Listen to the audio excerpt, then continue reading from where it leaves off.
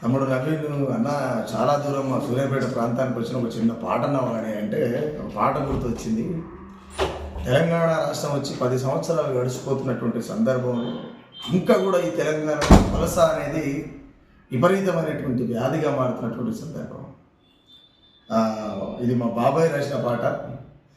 పలకవేవే రామ చిలక నువ్వు పలకవేవే రామ చిలక, మా పాలమూరు ప్రజలు పని పాట లేదని వస్తువులతో పల్లిడిసి వలసెల్లుతుండ్రాని పలకవేవే రామ చిలక, నీవు పలకవేవే రామ చిలక.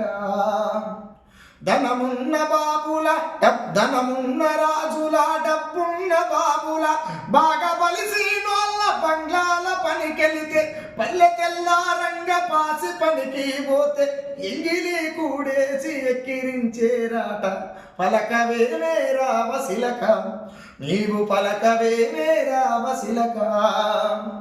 మాలంబడక్కల బాధ చెప్పనక్కరలేదు, మాలంబడక్కల బాధ చెప్పనక్కరలేదు, ఏం ఎర్ర బుర్రగా ఉంటే ఏడిపించంటబడి కాళ్ళు పట్టిన గాని కనికరించని వాళ్ళు శిరబట్టి చెల్లెళ్ళ సెరిసి సంపిండ్రాట పలకవేవే రామ శిలక, నీవు పలకవేవే రామ శిలక.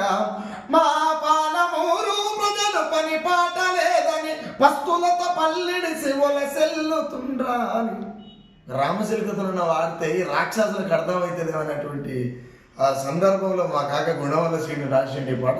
నేను చిన్నగా ఉన్నప్పుడు రాశాడు ఆ పాట. ఎందుకు తమ్ముడు అడిగినందుకు టక్కన గుర్తొచ్చి పాట. Thank you so much. తమ్ముంది సాహు యూట్యూబ్ ఛానల్ని ముందుకు తీసుకుపోతారని మనస్ఫూర్తిగా కోరుకుంటూ నేను మిస్ పెరాను.